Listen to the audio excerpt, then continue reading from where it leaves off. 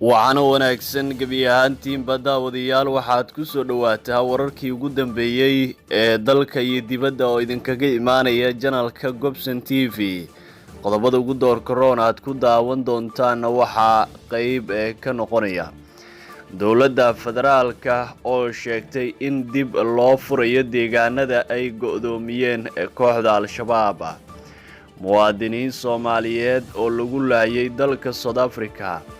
beesha murursade oo dagaal 3 jiha ah isu diyaarisay si deegaanada ay beesha murursade ka degto gobolada dalka gaar ahaan gobolka Galgaduud Al-Shabaab looga xoreeyo. iyo madaxweynaha dalka Xasan Sheekh Maxamuud oo ka hadlay qarax xoogan oo ka dhacay dalka Turkiga. qodobadaas iyo qodobo kale ayaad kaga bogan doontaan barnaamij wareedkeena, balse marka hore daawade waxaan ka codsanayaa inaad channelka subscribe taabato, muuqaalkan like dhahdo, aad u sii share gareyso saaxiibadaada kala duwan ee kugu weheliya baraha bulshada. mar waliba waxaan u taaganahay inaan kuu soo gudbino xogtii ugu dambeysay iyo sidoo kale warar xaqiiqda ku salaysan annagoo ku baahina halkan daqiiqada ka dambeysa.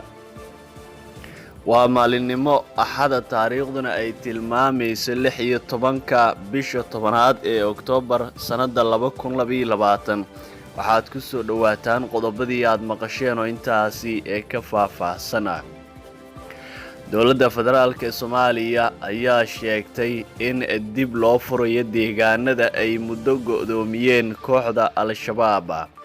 wasiirka wasaaradda gaashaandhigga xukuumadda federaalka ee Soomaaliya Cabduqaadir Maxamed Nuur ayaa sheegay in kooxda Al-Shabaab ay dhibaato iyo gumeysi ku hayaan shacabka Soomaaliyeed ee ku nool guud ahaan dalka. waxaana uu sheegay in dadka Soomaaliyeed ay xilligan fahmeen dhibaatada ay ku hayaan kooxda Al-Shabaab, isla markaana dowladda Soomaaliya ay ka go'an tahay in la isku furo deegaanada iyo degmooyinka koonfur galbeed oo ay go'doomiyeen kooxda Al-Shabaab. wasiirka wasaaradda gaashaandhigga xukuumadda federaalka ee Soomaaliya Cabduqaadir Maxamed Nuur Jaamac waxa uu hadalkiisa intaasi ku daray in loo baahan yahay xoojinta kacdoonka bulsho ee ka dhanka ah kooxda Al-Shabaab.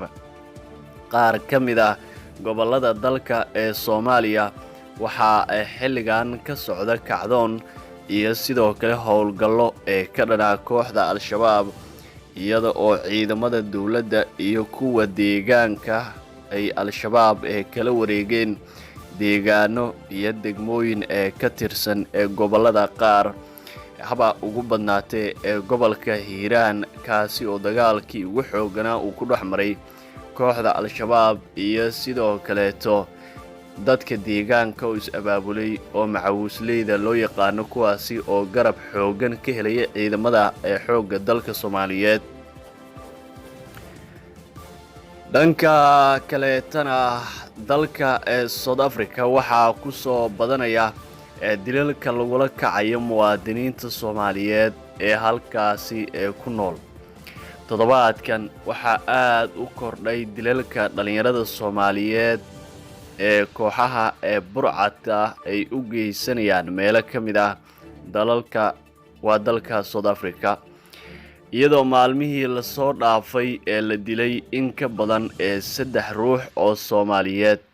burcad koonfur Afrikaana ayaa xalay waxa ay ku dileen deegaanka Zawiid Township ee duleedka magaalada Qabeeh Port Elizabeth muwaadin Soomaaliyeed oo rooti gaari ku wareejinayay.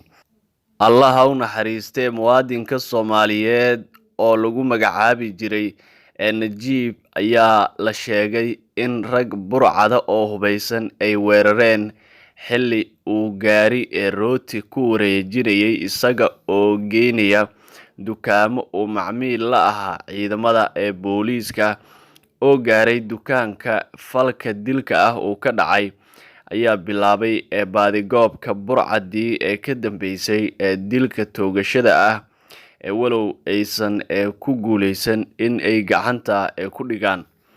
sidoo kale shalay gelinkii dambe kooxa burcada ayaa muwaadin Soomaaliyeed ee ku dilay dukaan uu shaqaale ka ahaa oo ku yaalay xaafadda Zakani ee hoos tagta magaalada Johannesburg sida ay xaqiijiyeen eheladiisa.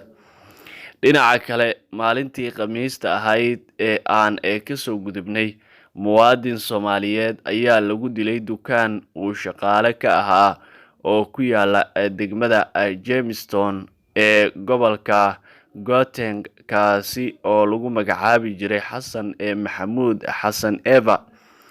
Dhacdooyinka la xiriira dilalka Soomaalida loo geysto ee dukaamada ayaa sare u sii kacaya dalka Koonfur Afrika maalmihii la soo dhaafay, waxaana dilalkan inta badan ay ka dhacaan deegaano iyo tuulooyin ay ku badan yihiin falalka dembiyada ah. Dhanka kaleetana, madaxweynaha Jamhuuriyadda Federaalka ee Soomaaliya Xasan Sheekh Maxamuud ayaa ka hadlay qarax ka dhacay dalka aynu walaalaha nahay ee Turkiga. Madaxweynaha Jamhuuriyadda Federaalka ee Soomaaliya Xasan Sheekh Maxamuud ayaa dhigiisa dalka Turkiga Rajab Tayyip Erdogan iyo xukuumadda dalkaasi waxa uu diray dhambaal tacsi ah oo ku saabsan muwaadiniin ku geeriyootay qarax ka dhacay goob laga qodo dhuxul dhagaxa oo ku taala waqooyiga dalkaasi. Madaxweynaha oo tilmaamay in dowladda iyo shacabka Soomaaliyeed ay la qaybsanayaan murugada walaalahooda dalka Turkiga ayaa u rajeeyay dadka dhaawacyadu soo gaareen in Eebbe u boogadhayo. Anigoo ku hadlaya magaca dowladda iyo shacabka Soomaaliyeed, waxaan tacsi tiiraanyo leh gaarsiinayaa dowladdaada iyo shacabka aan walaalaha nahay ee Turkiga oo la murugaysan dhibaatada ka dhacday gobolka Bartın. Madaxweyne Xasan Sheekh Maxamuud ayaa Alle uga baryay muwaadiniinta Turkiga ee ku naf waayay qaraxaasi in Alle u naxariisto, samir iyo iimaan uu ka siiyo eheladoodii iyo dowladda Turkiga. Dowladda Turkiga ayaa ka mid ah dowladaha sida weyn u taageera Soomaaliya, waana dowladdii ugu horeysay ee u soo gurmata Soomaaliya sanadii 2011 markaasi oo abaartii ugu darnayd xilligaasi ay haysatay dowladda Soomaaliya. Dhanka kaleetana, beesha Mursade oo ciidamadii ugu badnaa ka dejisay magaalada Beledweyne, kuwaasi oo lagu qiyaasay ilaa iyo 3 diyaaradood, ayaa durbaba waxay u ruqaansadeen 3 aag si ay halkaasi dagaal uga galaan. Beesha Mursade ayaa ciidamadii ugu badnaa waxay abaabuleysay toddobaadkan si deegaanada ay beeshu ka degto gobolka Galgaduud ay u xoreeyaan, balse beesha ayaana ka bilaabin duulaankeeda dhanka iyo Galmudug ama Galgaduud, iyaga oo ka bilaabaya dhanka iyo gobolka Hiiraan, waxaana aagaga ay xilligan ka duulaan tagaya ka mid noqonaya waa degmada Maxaas ee gobolka Hiiraan, halkaasi oo xuduud ka leeyihiin labada gobol.